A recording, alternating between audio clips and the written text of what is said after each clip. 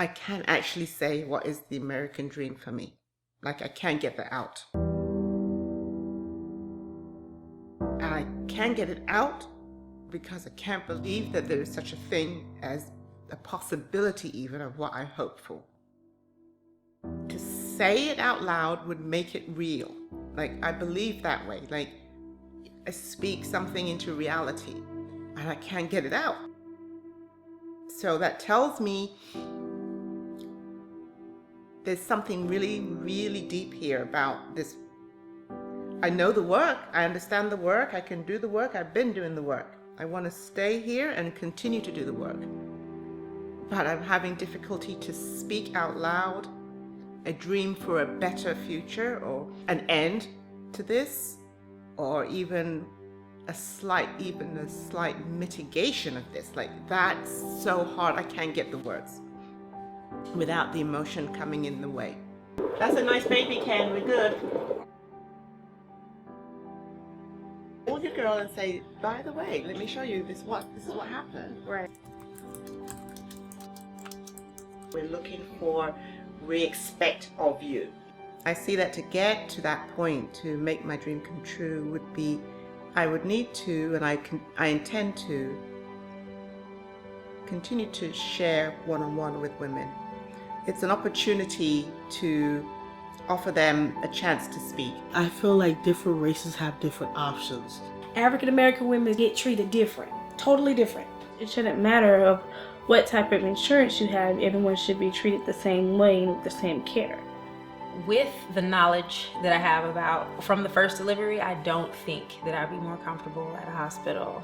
I wanted a natural birth because I feel like that'll bring me closer to my baby. Every time I went for an appointment, it felt like I was being treated like a medical condition.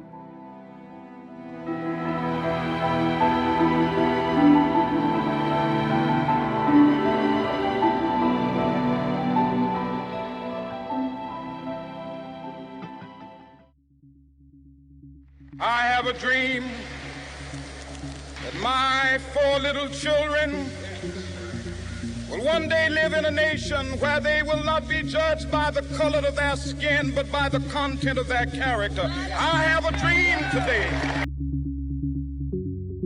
The history of Black women in this country is still to this day playing out, and the legacy of the negativity of that history in so many areas, but especially surrounding their health, continues to this day to plague us, to plague women and their families.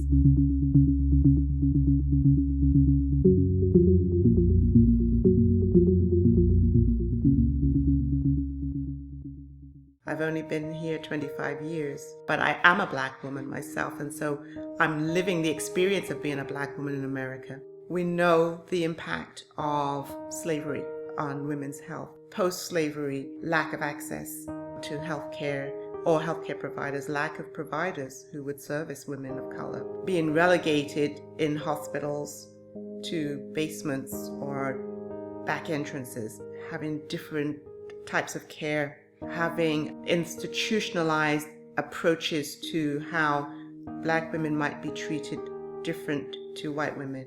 That legacy continues even in modern day. Lack of choice, lack of empowerment. And this plays out continually. We see it in the statistics. We know that if you are Black, if you are African American, you are likely to have a higher percentage of any ill. You could name it. It could be any cancer.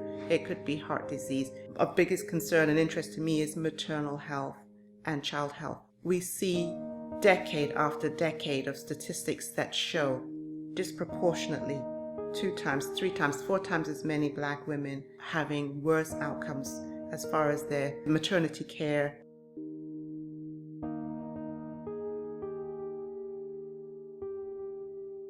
That in and of itself speaks to how important it is, how necessary it is for the change to come another way. Clearly, whatever efforts have been put towards doing something about it have not worked. Don't you want pain medicine? I'm like, if you have the best midwife, that's your pain medicine.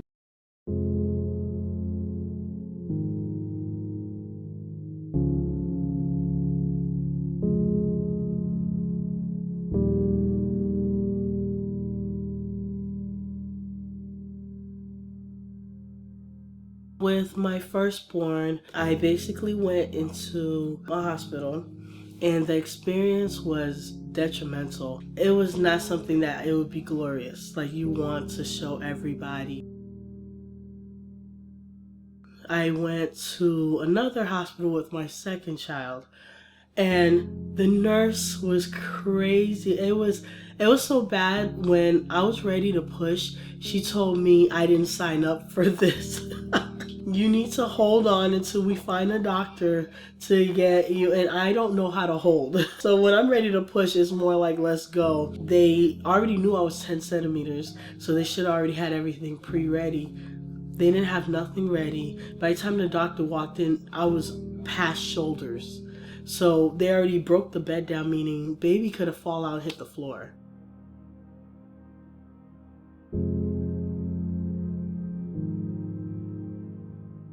And then my daughter, when I had her, went to the hospital again, same thing. When it was time to go up to labor and delivery, I couldn't because I started crowning. It was hard to sit down on the wheelchair.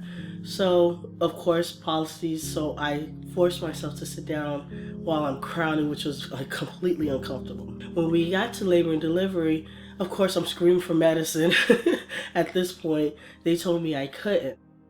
The nurse there, I don't know if it was out of spite or anger, she purposely gave me medication after delivery.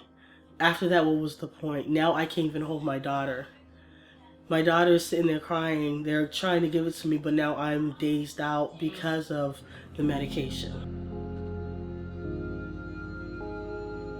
And so, of course, that made me extremely upset. That's when I realized I never want to have another hospital birth again. It was so hard for me to grasp the concept of why a hospital who receives plenty of money to make someone feel comfortable having a baby, make you feel so uncomfortable. I feel like different races have different options because we're not educated enough or we don't educate ourselves enough. We end up just accepting what someone tells us without doing research or without asking multiple doctors, without just finding out what else can I do besides this one option that's been thrown in my face and told me nothing else can work.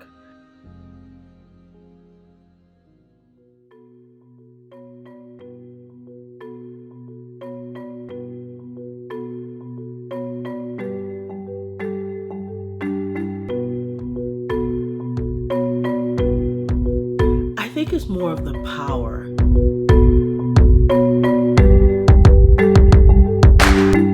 If you ask a doctor, is it safe to go to a midwife? Their answer will always be no. Because they don't have the equipment if something goes wrong, and they're using the scare factor just to make sure. At the end of the day, it's all about money. You could go to a midwife and a doctor and have your child the same exact way, but who gets more money? So when a doctor knows, okay, a midwife is going to take my bread and butter, he's of course going to use a scare factor to keep you from going. And most people say, I'm too scared to go to a midwife because I can't do natural. Well, how do you know what you cannot do until it's time? And you will be surprised at the things you can do. You can do. Where's your shoes? It fell off when Jill was trying to walk Huh?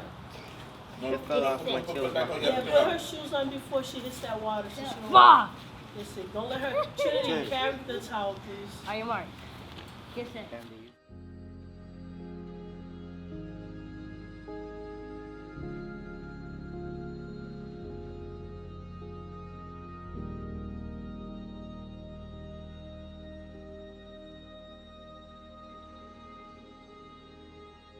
The American dream, I don't know what that really means anymore, because American dream, in your head you're thinking, okay, you go to school, you become someone of importance, and you make money, you have a family, living stability is just right, you have the picket white fence.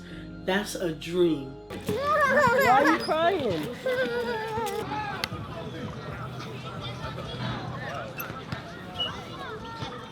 The American reality is you could have, I'm on my master's and that don't mean nothing in America. With me having 7 children, it's like people frown upon that. Like, why would you have 7 kids? Because last time I checked, it's my body and I could do exactly what I want to do with it.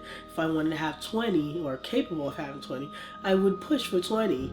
But in America, you're not allowed to be what you really want to. I mean, it's like, here's society setting of you, and either you're poor and you stay poor, you're rich, you stay rich, but anything in between, you're not allowed to have an opinion, you're not allowed to make a statement, you're not allowed to, express yourself.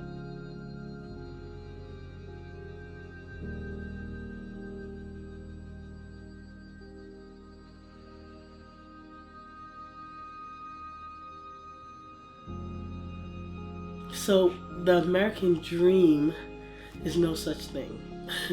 There's no such thing. I haven't seen it. I haven't.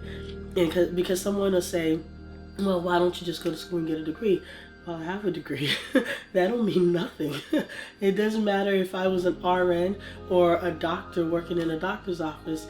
If my lifestyle was already given to me, then I'm stuck with it. It takes one angry moment to make you or force you into making decisions that you thought you would never be able to make. The questions always start off with, how did you do it? Like, what made you allow yourself to go that route? Don't you want pain medicine? I'm like, if you have the best midwife, that's your pain medicine, because it calms you down so much. Just having that person that doesn't rush you or that doesn't force you. They actually let you or empower you to listen to your body. Let your body tell you when it's ready, not the other way around. Like, okay, I'm gonna check you, okay, you're ready. No, it's more like, listen to yourself. If you feel like pushing, push. So just hearing those words of confidence from someone else and you're freaking out, of course, that's gonna make you want to listen, to actually do what they allowed you to do.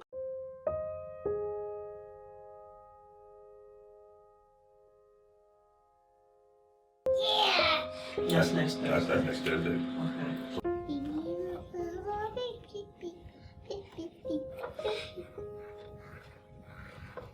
This will be my 4th at a birth center. My first birth, it was completely scary. I wasn't sure what to expect or what I should do or what I should prepare for. It was one of those, it feels like I was a first-time mom going into a new environment. When I had my first appointment, it felt like I went to someone's house, like as if I was watching a movie and a midwife came in and took care of that person. It felt like it was a neighborhood midwife and it was taking care of their family member. So that experience empowered me because I know I could control my emotions.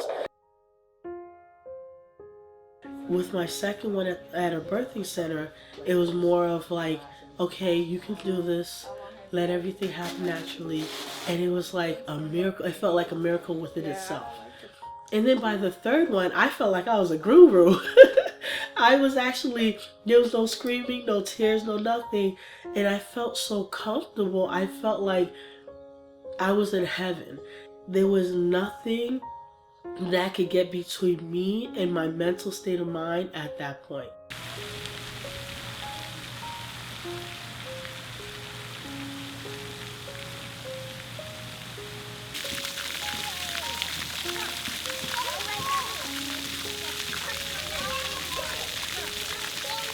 I was able to control my pain and focused on just me and my baby, which took away all the pain, which took away all the negative thoughts. What if something happens to my baby? What if I can't push this time? But I was able to remove all that and allow myself to have a peaceful, enjoyable, I actually enjoyed going through the pain. And most people were like, okay, you were on drugs. No, I actually enjoyed it. It was magical. And as much as I'm hoping it's the same way with this one, I'm praying that I'll be able to have the same mentality when I enter to have my seventh.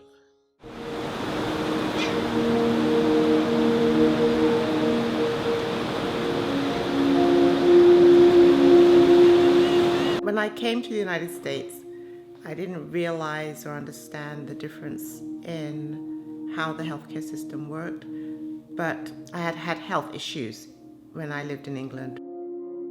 I had been taking care of those issues, as best I could, and I felt like I was making some progress. But when I moved here, I think perhaps the stress added to my issues. And I found myself having more trouble. I had to see gynecologists. I had to get, some help to figure out what to do. The hardest part for me was as a medical professional, I felt like I knew what to expect. I knew the questions to ask. I knew how to manage. My experience was really, really odd. I was completely lost inside of the situation. I was lost from the point of view of not really understanding what was going to happen. Basically, before I knew it, within a year, I ended up with having major surgery, having my uterus and my ovaries removed, and coming out the other end of that just in shock. I mean, I knew, but I didn't know. I was party, but I wasn't party. I was asked questions, but I don't know what my answers were. I don't even know how I really got there, but that's the end result. I was completely blindsided, shocked, overwhelmed. It was in that moment that I realized I had to return to doing what I wanted to do, loved to do, and wanted to go back to the work I knew. But also, I realized how powerless I was inside of that situation, unable to protect myself from what happened.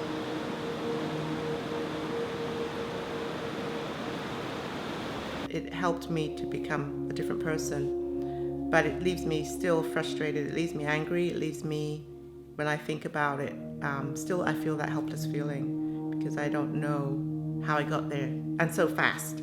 At the same time, I agreed with and went along with, and so I was party to what happened to me.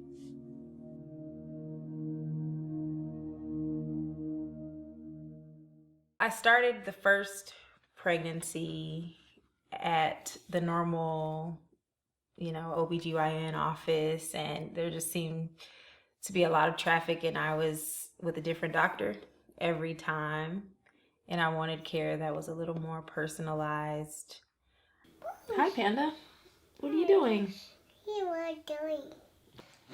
I mean, we can do that before his nap, and then being a teacher, and my husband is an artist. We don't have a ton of money. So once we learned that insurance could actually cover what was done with the midwife, then that made it an even better option. And just being able to have freedom in the delivery process and being able to make many of the decisions for myself was empowering.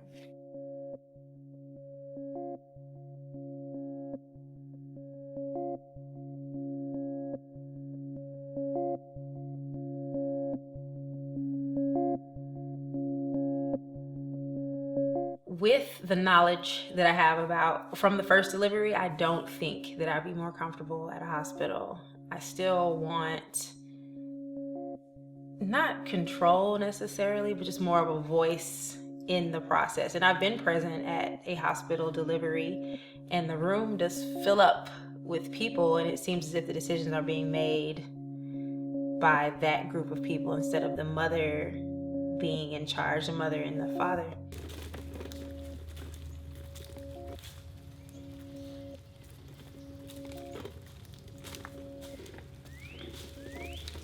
Having control of the process it makes me feel as if I'm empowered.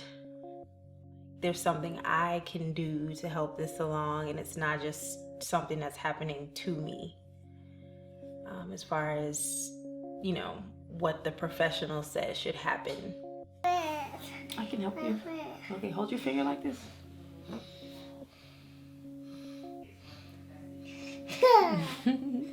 Now you can talk. You say hello. My name is Panda. Well, with my students, they'll remark, Ms. Brown, you're all belly. You're all belly. And then they'll say, my aunt, she gained like 50 pounds or, and so since they're struck by that, I think it would be more memorable if I speak to my experience and I tell them, well, this is how I eat. And then they see what I'm snacking on.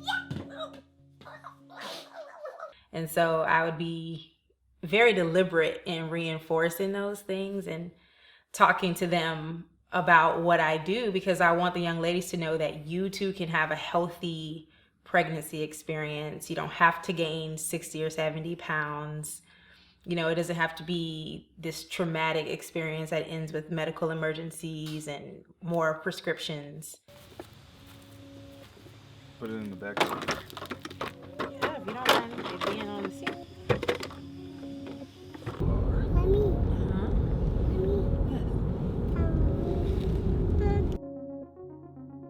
I don't believe that race has an impact on my health choices, my physiological health, but I know that among the students that I teach, it's cultural. It's mostly Black, Caribbean, Hispanic students, and their diet is cultural. This is the way my grandmother cooks, this is the way my mother cooks, this is the way I will cook. So being from having a different mindset, being Black, but just culturally having different experiences, my mother being a nurse and making certain choices with our diet and what we were and were not able to eat, it has impacted me, and I want to pass the same thing along to my students.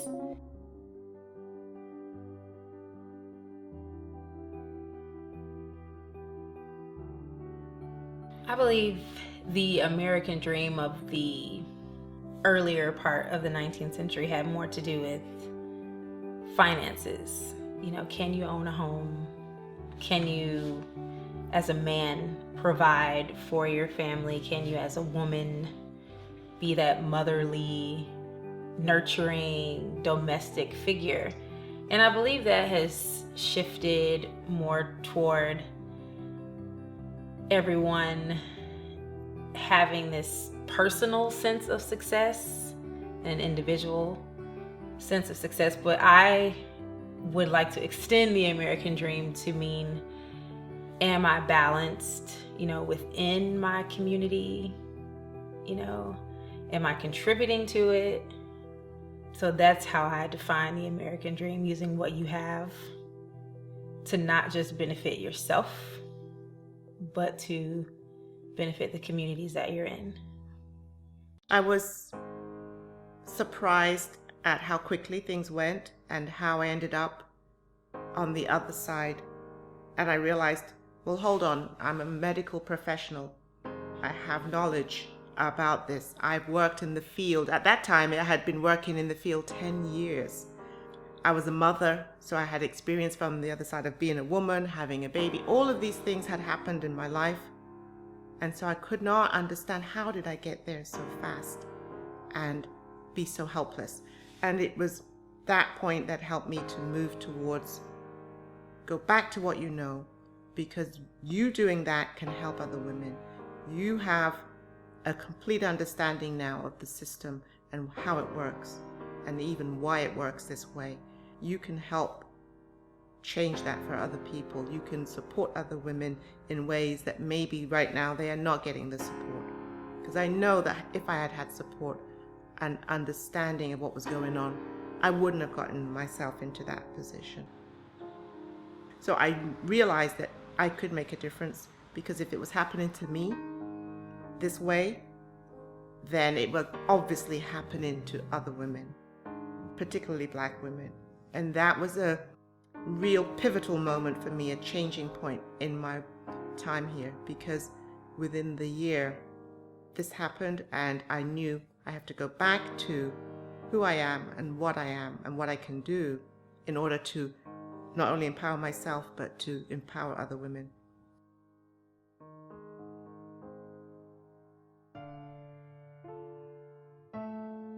Building from there, I opened back up to seeing patients, began to build the foundation for what I'm doing now. And as over these past 25 years, I've got to a point where I know exactly what I need to do. Can't wait to see his face. He's going to be so cute. Women in this country have very little opportunity to speak and be heard. I can see how the way I practice, the way I do my work already opens up an opportunity where there may not have been one afforded before for women to express themselves, to share what's on their heart, and to talk and to be heard. Creating space, creating safety around that time when we're in interaction on a health issue is more important than just that specific health issue. And it helps us both to share in a way that's authentic and is open, honest, and is meaningful, because usually what happens after that sharing is the woman becomes empowered to do something, one little thing, or many things, but it's certainly the beginning of a new way of thinking and a new way of being around her health and her empowerment.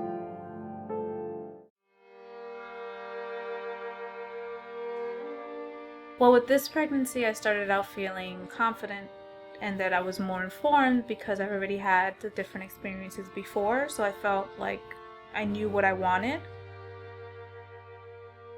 And even with that, it's been very frustrating because it's just been roadblock after roadblock after roadblock. I was referred to a high-risk clinic where at first it was okay because they were actually very lenient on me wanting to deliver vaginally. You know, they were on board with it. I spoke to the head physician and he was fine. He was like, it's fine for you to do that. We just recommend that you do it at the hospital.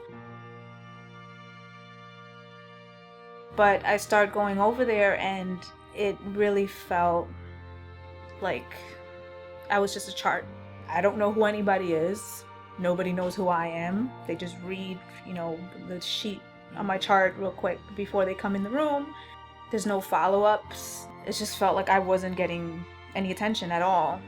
I was left in the dark.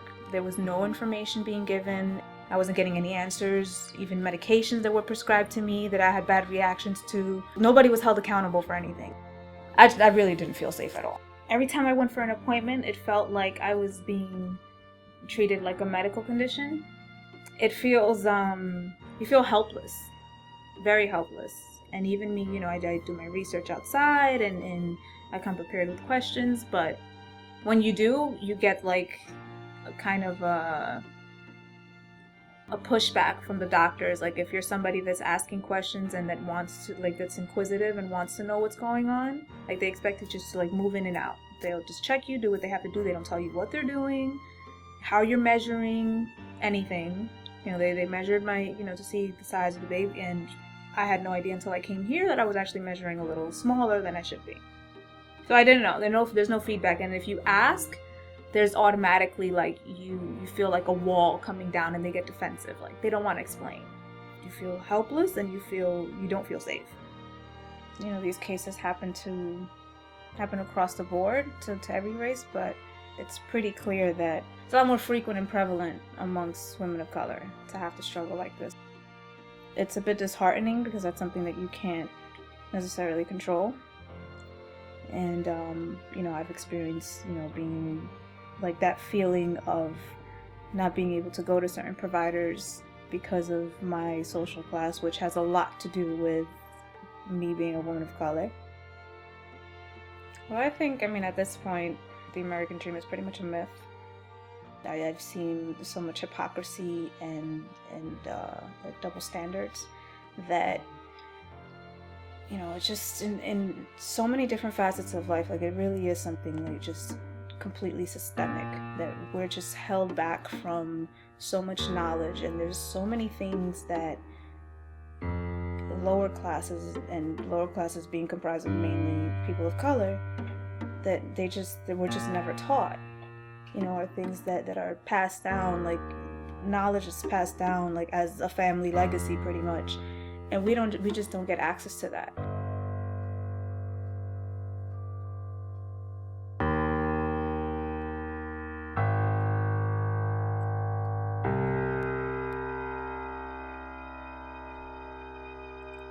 The joy of it is my first time. I'm very excited. I can't wait till he comes. I'm very excited about that because, you know, like you said, most people never had their first time. They never do it natural. So when I got pregnant, I was like, you know, I'm just gonna have it natural. All the pain that I've been through in my life, I don't think this is gonna be any worse. I wanted a natural birth because, like I said, all the pain that I've been through in my life, I feel like, you know, just taking this time out and they actually experiencing back in the old days how they used to do it. So I want to take my time out and just, you know, take that time to actually go through a pregnancy without the epidural, without nothing. Just, I feel like that'll bring me closer to my baby.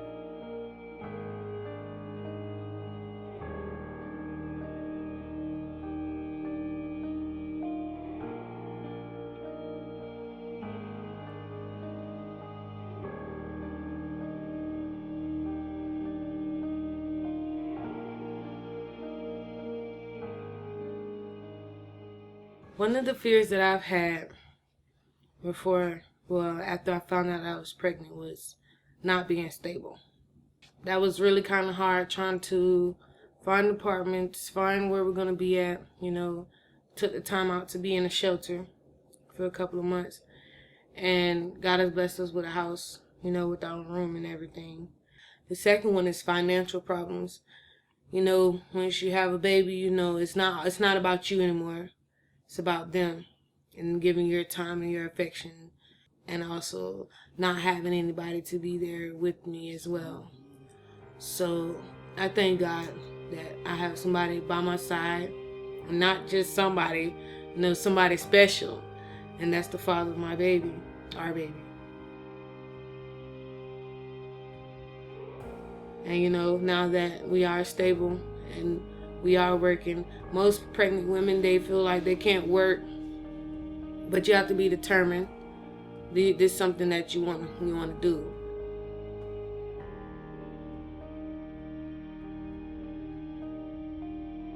What brings the emotion of how I feel most of the times when I speak about being pregnant or about life in general is because I done been through a lot of situations where people have not cared. And you put your heart into so many things, and you show people that you're appreciative, and then like you're trying to be there for them. But it's like when you're stuck in that empty road, on an empty road, it's like you can't find nobody to help you. And I've had to learn, you know, you can't put your whole heart into everybody, and you can't trust everybody. So my emotions are based on love and how I was raised. My mom used to always say, if they do wrong to you, still show them that you kill them with kindness. When the baby comes, I feel like it's just going to be me, him, and my husband. Because I'm already like that now. It's like when he goes to work, I miss him a lot. I feel lonely sometimes, even though he's at work. The emotions, they come and they go. Most people say you're just pregnant. No, sometimes it's not because you're just pregnant. Sometimes you really feel like that.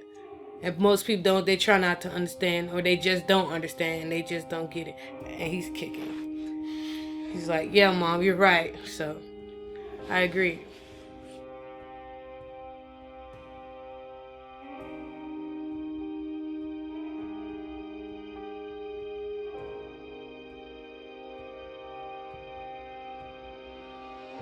The American dream and my American dream means to me taking responsibility for your own actions. You know you have a baby on the way. Maybe your first time, maybe a second time, maybe a third time. I feel like you should take responsibility of your own actions. And that's as far as in do what you have to do. Whether some people are judging you, whether they feel like this is not the best thing for you, you have to make your own life. Live your own life. I think, and I tell you, from my experiences, African American women get treated different. Totally different. When they go into these doctor's offices, when they go into the hospital, due to they may go in with the hair flying, meaning that the hair is not all there together, and because of that, these nurses judge them. They judge you according to the way you look, and they judge you according to how you speak, and if you don't ask any questions. My experience at the doctor's office, I actually had to get referred out to another center versus the original center that I go to.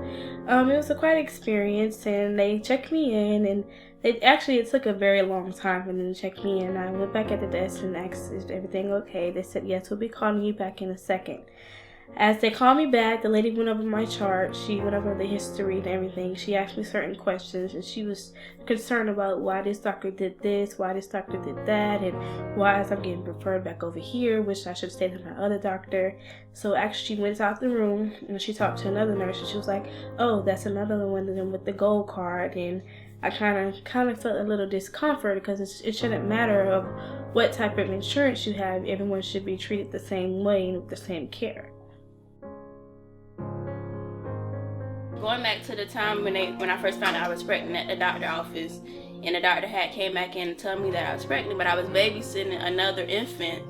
She came in after I had took the pregnancy test, and she had came in and was like, well, that's your baby? I was like, no, I'm babysitting. She said, well, you're going to be babysitting a lot more often because you're pregnant. And I just felt like that was disrespectful in a way, because she was, first of all, I already look younger than I already am. So I think she was I don't know if she paid attention to my chart or what, but I think she thought I was younger, and because I'm black and young.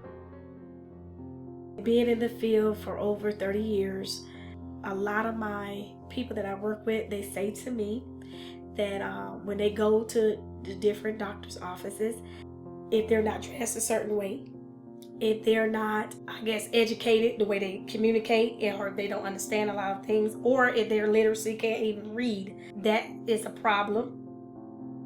A lot of times I notice that they may not know how to read, and if a person's staring at a paper a long time, I picked up through my years of experience, help them read those questions to them, ask them those questions without embarrassing them, because they're not going to just straight out say, I can't read. When they go into the doctors, first of all, you're black, you're young, you don't, they assume you don't know anything, especially not coming in with questions or asking questions. They treat you like that. I think that is terrible. I think that we should just, give people an opportunity to express themselves regardless, and then you as a healthcare worker, we expect more out of them because we trust them. These are people that we trust. So what I've been doing as a community outreach specialist in the field, I've encouraged women, get a book, write down your questions, write down your concerns. When you go to that doctor, be empowered. Don't allow them to take advantage of you. You stand up for yourself because they're working for you. I don't care if it's Medicaid, insurance, whatever it may be. We're here to support you, and you guys need to get their names, their phone numbers, and if it's something they're doing to you that's not comfortable, ask for a new nurse, ask for a new doctor. You don't have to keep that same one, but that's something that I instill in the women as I go into the homes and the visits. My American dream is that we all be treated the same. We all be equal, no matter about the skin or the color. And that when you see a person in need, help, whatever it may be, that you as a healthcare provider provide the services, no matter what.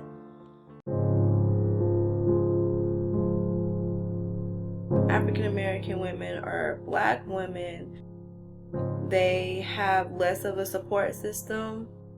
Not all, but some of them just kind of give up. I feel it's easier for our women of color to, I just want to say the word give up. Sometimes you wonder, where's the struggle? You know, did y'all just give up? Where's the struggle? You know, is it easier to say, hey, I'll accept, you know, things, instead of going out there and having to struggle and having to, you know, try to make a better life for yourself or for your kids? Is it easier that way? That's just the questions that I have. It's something that's instilled in us, or instilled in, like, the, you know, people of color, that this is what we have, this is what we're gonna get. You know, instead of reaching for the stars, this is all we got. Be put in a bracket to where, you know, our children are running wild, or we get lower paying jobs, we don't really have health insurance, we can't really get great prenatal care. This is the United States. I don't understand how our society is so closed and closed-minded, and we're in the United States. Why are we not pushing ourselves? And that's the frustration that I have for our community, especially with, you know, the Black moms, African American moms, whoever, you know, however they want to be labeled. It's kind of frustrating. Why are we not progressing? You know, it's almost like we're reverting ourselves back into, like, slavery. Like, we just put ourselves in, like, a setting, like, you know, we're okay with it. I'm not okay with it, so I don't understand why so many of our people of color are okay with it. So I just think, as our community, we have to get it together. That's all. We have to get it together.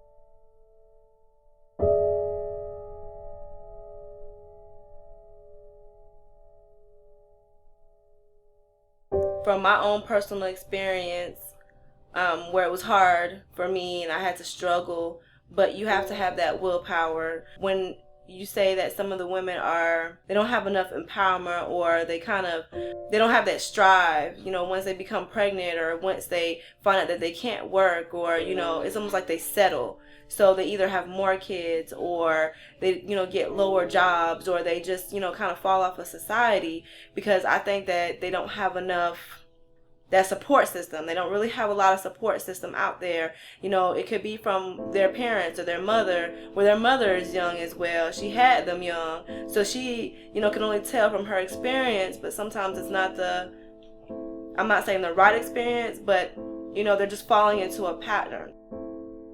And working here at the birthplace, or working here with, you know, the midwives and the other women in the community, I've learned that I can relate to them, because I've come from, you know, like I said, having kids young, having to get education, having to find jobs. They feel that they're able to tell me, because I've been there before. I can only tell them that you will come out of it. It will get better. You just have to have that willpower to get better. My kids are older now. I'm able to let them know, you know, they see what I'm doing. They see, you know, what their mom does, because it's easy for the system just to take your kids. It's easy for you to just, give up, and you can't give up. And that's what's going on in our society. And the younger that they get, the less knowledge they have of, you know, the outcome of a healthy baby, or what can you do for a healthy baby. Keeping your appointments, that's like the best thing, is to keep an appointment. Just keep your appointments. And us as a healthcare provider, we have to instill on them. It may seem like we're nagging to them, but I feel like a big sister. Please come to your appointments. You know, are you okay? Are you eating? Are you drinking? Do you have these things at home? You know, I'm not trying to judge you. I'm not trying to say anything, but I care about you. I care for each and every one of them that come through here, because I know how it was, and I know how it can be, and I know how easy it is to fall into the system. When they come in their first trimester, they are uncertain, especially like first-time moms, or even second-time moms where their kids are still young. They come in and you can see the doubt on their face. You can see the sadness. You can see that question that they have of what if? They look helpless. They look like, you know, they don't have that power to continue. And I've had to tell them that I felt that at one point, but you have to persevere. You have to move on from it. I know that you'll feel sad, and I know that you'll wonder what's going to happen. You have all those questions of what if I don't get this money, or what if I don't get the right job, or what if I can't take care of this child, or what if, and you'll always have that what if, but there's always, like I say, a better outcome. You'll always have that sadness. You'll always have that doubt. But if you take that doubt and you move it to something positive, you'll have what's better. You know, when they come and they're crying, or they're upset, or they're having a breakdown in the room, you know, let it get out. It's gonna come out. But there's always, I say, there's always a rainbow. No matter how helpless you feel and how, you know, hopeless and powerless you feel, you can never let your children, you know, see that, especially when they're young. So I always tell the moms, especially when they come here and they're like, I don't know what I'm gonna do. There's always a way, and there's always someone. I found Jenny, and I'm here now, 9 years later. It empowered me. I can see it with a lot of women. And leaving here, the birth center, after they have their baby, it's like a whole nother person. When they come back, they bring pictures, and they come back for their appointments, or they come just to show their baby. It's a whole nother person from when in the beginning.